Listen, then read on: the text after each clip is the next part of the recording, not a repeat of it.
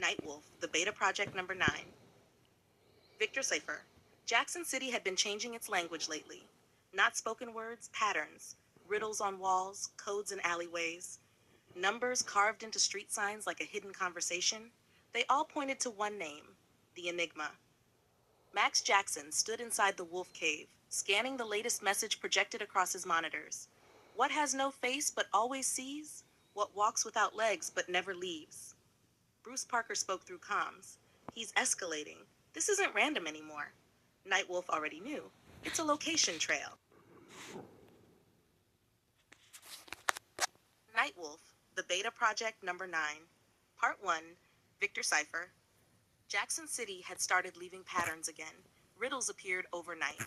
On billboards, church steps, police tape, even inside locked bank vault doors. Each one pointing somewhere else. Always somewhere else.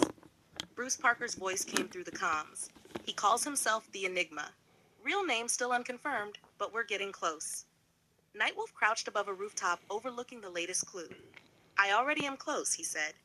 The trail led beneath the city, into an abandoned transit tunnel sealed off for years. Inside, the walls were covered in symbols, mathematical codes, written challenges, a maze built for the mind. But Nightwolf didn't hesitate. He followed the logic instead of the path, step by step, until the final door. Inside was a man waiting calmly, suit, mask, clean posture, like he was expecting applause instead of capture. So you solved it, he said. Most don't get past the third layer. Nightwolf stepped forward. Victor Cipher. The man smiled. So that's what they call me when I lose. What followed wasn't a fight. It was dismantling. Every trap Cipher set failed before it triggered. Every escape route already closed. Nightwolf moved through the room like he had already read the ending. Minutes later, Victor Cipher was restrained. Bruce's voice confirmed it. Identity locked. Victor Alden Cipher. The Enigma confirmed. Later that night, Detective Raymond Ray Kessler and Commissioner Daniel Mercer arrived at the tunnel entrance. He was hiding down here the whole time? Ray muttered. Nightwolf said nothing. Mercer looked at the captured Enigma. Take him to Ravenshade. Part 2, Cryostorm, Dr. Elias Frost. Christmas Day in Jackson City should have been calm. Instead, it was bright lights, music, and generosity. The Jackson Manor Charity Gala was in full swing. Max Jackson stood among guests, smiling for cameras. A fundraiser for an orphanage, a celebration of billionaire Marcus Halverson. Everything looked perfect. Then the temperature dropped. Fast. Windows fogged, drinks froze, lights flickered into frost. A man in a metallic suit stepped through the doors, and everything he touched turned to ice. Panic erupted. Guests froze mid-step. Statues of ice formed across the ballroom. Marcus Halverson tried to run, but was grabbed. Frozen solid, Nightwolf arrived moments later. Bruce's voice was sharp. Target heading east. Heat signature gone cold, literally. I see him, Nightwolf said. The trail led to Cryodyne Industries, an abandoned facility. Inside, one room still had power, a looping security recording. The video showed Dr. Elias Frost, a scientist, a cryogenics specialist, desperate, trying to save his wife, Lillian Frost, suffering from MacGregor's syndrome. He placed her in a cryo chamber, begging time to stop. Then Marcus Halverson entered the footage, cold, corporate, final. No unauthorized experiments, Halverson said. Guards restrained Elias. The cryo chamber was ordered removed, with Lillian still inside. The struggle escalated. A shot was fired. A cryopipe ruptured. Gas flooded the room. The guards fled, frozen by their own mistake, and Elias was left behind. The footage ended. Bruce was quiet for a moment. So that's how it started. Nightwolf said nothing, because now he understood the suit, the freezing power, the obsession. A noise echoed behind him. Elias Frost stepped out of the shadows, now in the suit, now something else. They took her, he said. My wife? They left her to die in a system I built. Nightwolf didn't move. You became what they feared. Elias laughed bitterly. I became what they created. The fight was controlled chaos. Ice storms, cryobursts, frozen platforms forming midair. But Nightwolf adapted. Always adapting. Finally, Elias was restrained. Bruce confirmed identity. Dr. Elias Frost, subject classified as Cryostorm. On a raised platform nearby, Lillian Frost's cryo chamber still remained intact. And inside, Marcus Halverson, frozen, alive, but trapped. Nightwolf looked at Elias. Halverson will face justice, he said, but not like this. He paused. And your wife? We'll find a way to help her. Elias said nothing. Minutes later, Cryostorm, us sent to Ravenshade Asylum, Marcus Halverson sent to Ironcrest Penitentiary. Part 3, Dr. Alara Bloom, the greenhouse killer. The next case began quietly. A series of deaths. No weapons, just a single rose placed at every scene. Nightwolf followed the pattern until it led him outside the city, to a greenhouse. Inside was beauty, controlled, deliberate, alive. And at the center, a woman speaking softly to a plant, like it was answering her. Nightwolf entered. A vine struck instantly. A giant Venus flytrap burst from the floor, slamming him backward. The woman turned. Dr. Alara Bloom, Bruce said through comms. Botanist, missing for years. She smiled. I prefer creator, actually. Nightwolf broke free of the vines and stood. You're behind the deaths. Yes, she said calmly. They deserved it. She explained everything. Her work under Dr. Adrian Thornfield, a breakthrough in plant bioreactivity. He stole credit, tried to silence her, and threw her into experimental chemicals. But I didn't die, she said. I evolved. Plants erupted across the room. Thorns, vines, moving like predators. Nightwolf fought through them, cutting, dodging, advancing, until the room itself turned against her. But she made a mistake. She talked too long. Nightwolf used the opening. One strike, system collapse. Vines went still. Dr. Alara Bloom fell. Silent now. Bruce confirmed. Alara Bloom, identity locked. Nightwolf looked at her for a moment, then turned away. Later, Ravenshade Asylum intake completed. Nightwolf stood alone after the mission. Bruce's voice came through. You're noticing a pattern. Nightwolf nodded slightly. They all start with someone trying to fix something, and ending with something breaking instead. Above Jackson City, the wind moved again, and Nightwolf understood something clearly. This city wasn't running out of villains. It was producing them.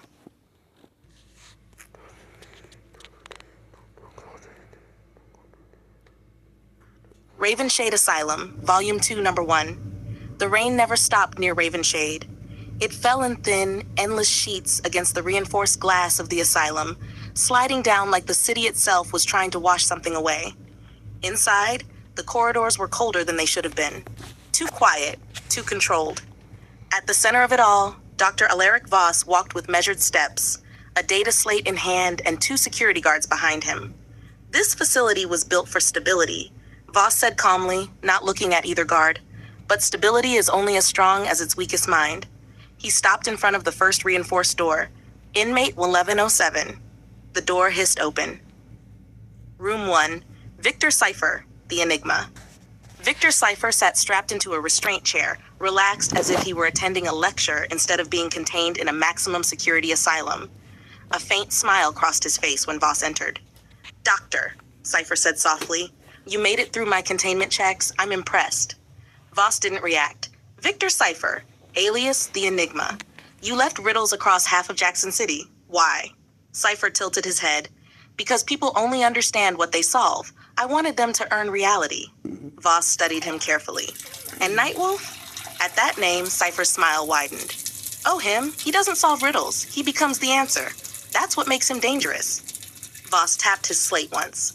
Your pattern was decoded. Your hideout compromised. You are no longer in control of the game. Cipher leaned forward slightly against his restraints.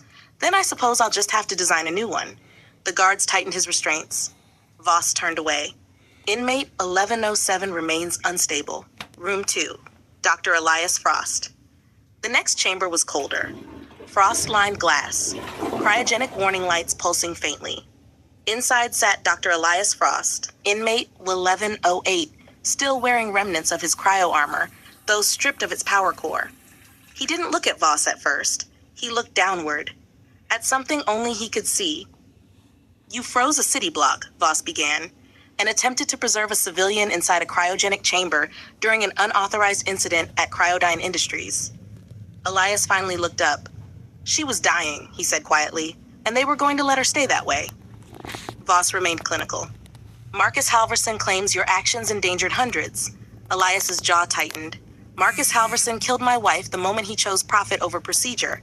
Silence hung between them. Then Elias added, softer, I didn't create Cryostorm to hurt people.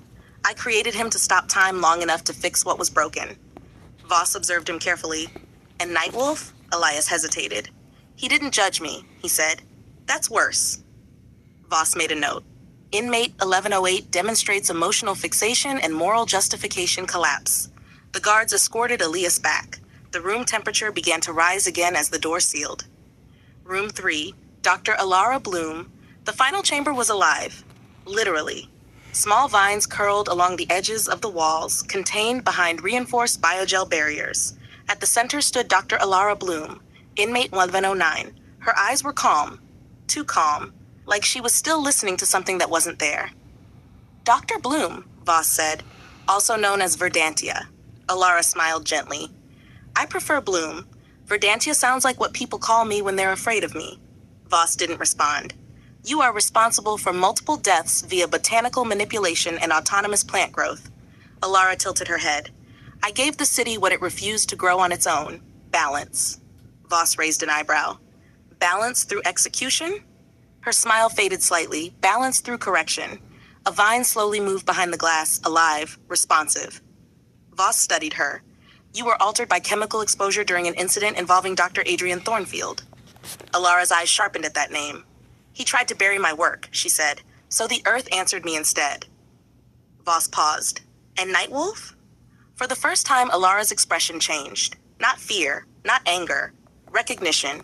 He moves like something the city didn't grow, she said quietly. Not natural, not artificial, something between. Voss closed his slate. Inmate 1109 demonstrates environmental psychosis with controlled biokinetic manifestation. He turned toward the exit. Behind him, Alara spoke once more. Doctor. Voss stopped. If you keep putting monsters in cages, she said softly, don't be surprised when the cages start learning your shape. The door sealed shut. Pash final observation log. Voss, Dr. Alaric Voss stood alone in the corridor between cells. 3 inmates, 3 different origins, 3 different forms of control gone wrong. He reviewed his notes quietly. 1107, Victor Cipher. Logic corrupted into obsession. 1108, Elias Frost, Cryostorm. Love corrupted into preservation. Alara Bloom, Verdantia. Pain corrupted into domination. He turned off the slate. Nightwolf is not the anomaly, Voss said quietly. He's the pattern interrupt. A distant alarm echoed somewhere deeper in Ravenshade. But nothing was wrong. Not yet. And inside their cells, all 3 inmates listened, waiting, thinking, remembering the name that had brought them here. Nightwolf.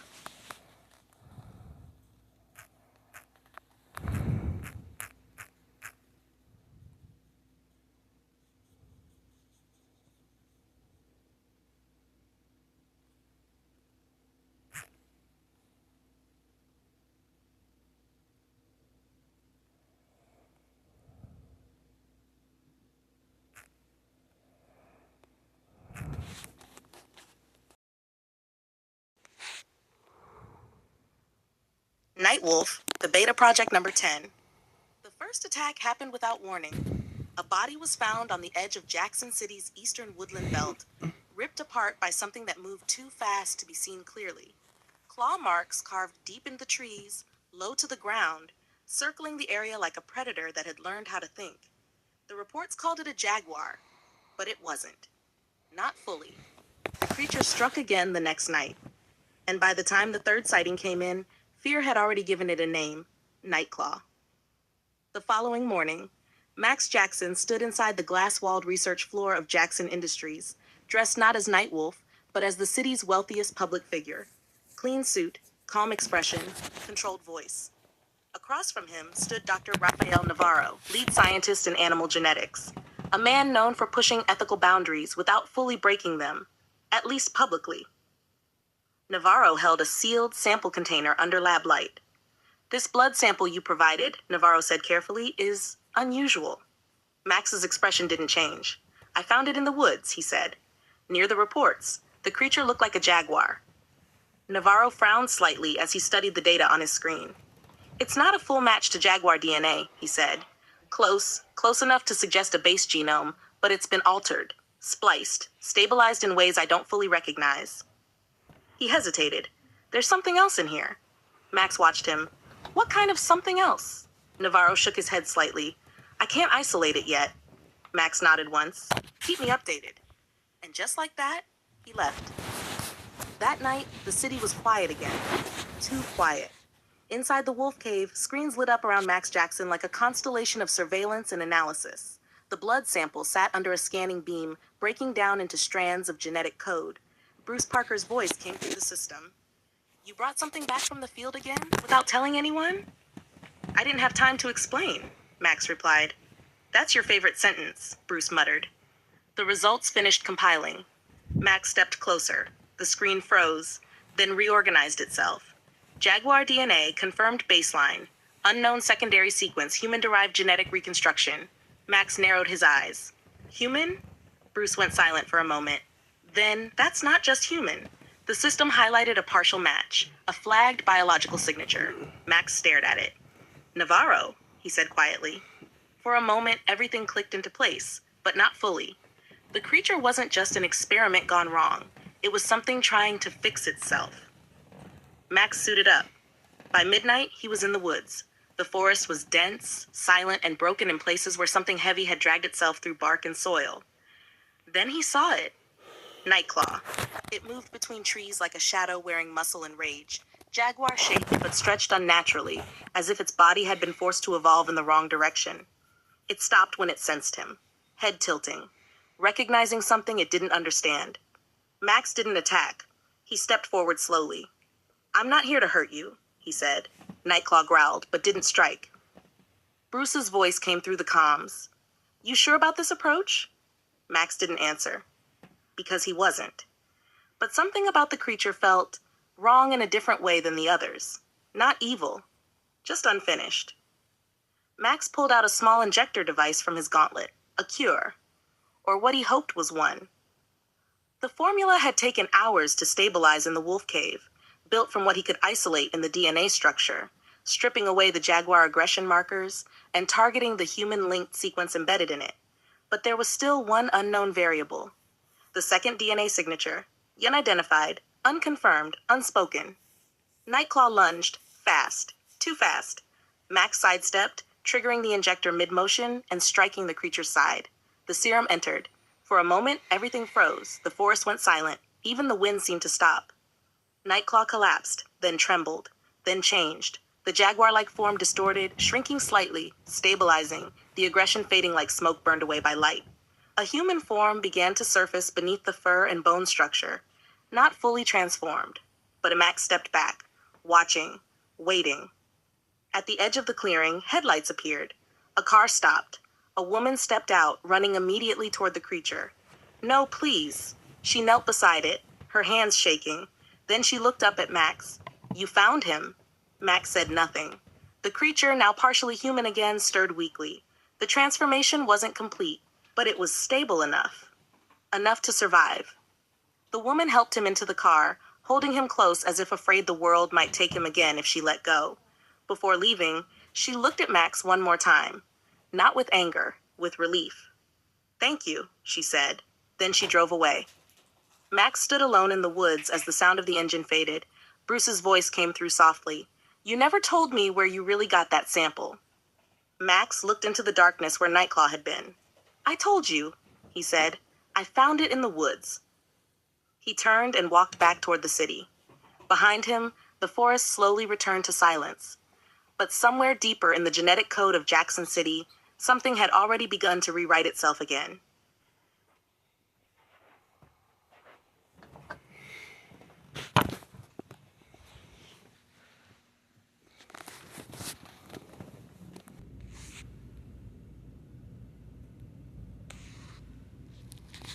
Nightclaw number 0. The night air outside Jackson City was colder than usual, sharp enough to bite through skin. But for him, it felt different now. Clearer, controlled. In a quiet alley near the edge of the city lights, a figure moved slowly out of the shadows. Not fully human, not fully beast. Nightclaw. He paused, flexing his hand, still carrying faint traces of altered genetics, the jaguar-like strength now balanced by something new, awareness. The chaos that once ruled his mind was gone. For the first time, he was thinking instead of reacting. "I'm still here," he whispered to himself. A scream cut through the alley. Nightclaw's head snapped up. At the far end of the street, a mugging was happening. 2 armed thieves cornering a civilian against a wall. The victim trembled, hands raised, as one of the attackers grabbed their bag. "Just stay quiet and you walk away," one of them growled. Nightclaw stepped forward instinctively, then stopped. He wasn't a monster anymore. He didn't have to be one. He moved carefully out of the shadows. The attackers didn't notice him at first, too focused on their target, too confident. "Hey," Nightclaw said. His voice was low, controlled, not a roar, not a growl, just a voice. Both criminals turned. "What the?" one of them started. Nightclaw was already moving. It wasn't rage. It wasn't instinct. It was precision. One step forward, he disarmed the first attacker before the man could lift his weapon. A second motion, he twisted the other's wrist just enough to drop the stolen bag. No unnecessary force. No killing blow, just control. The first mugger stumbled back. "What are you supposed to be?" Nightclaw paused. That question used to confuse him. Now it didn't. "I'm not what I was," he said. Then he knocked both of them unconscious, cleanly, quickly, without hesitation. Silence returned to the alley. The victims slowly lowered their hands, stunned. "What are you?" they asked. Nightclaw looked at them for a moment. A reflection of the old him would have disappeared into the dark, but he didn't. Not anymore. "I don't know yet," he said honestly. Then, after a pause, "But I'm trying." He stepped back into the shadows, but not to hide, to leave. On his own terms. For the first time, Nightclaw didn't feel like something being hunted inside his own skin. He felt like something choosing where to go next. And far above the city, Jackson's lights continued to glow, unaware that something new had just begun to learn what it meant to be a protector.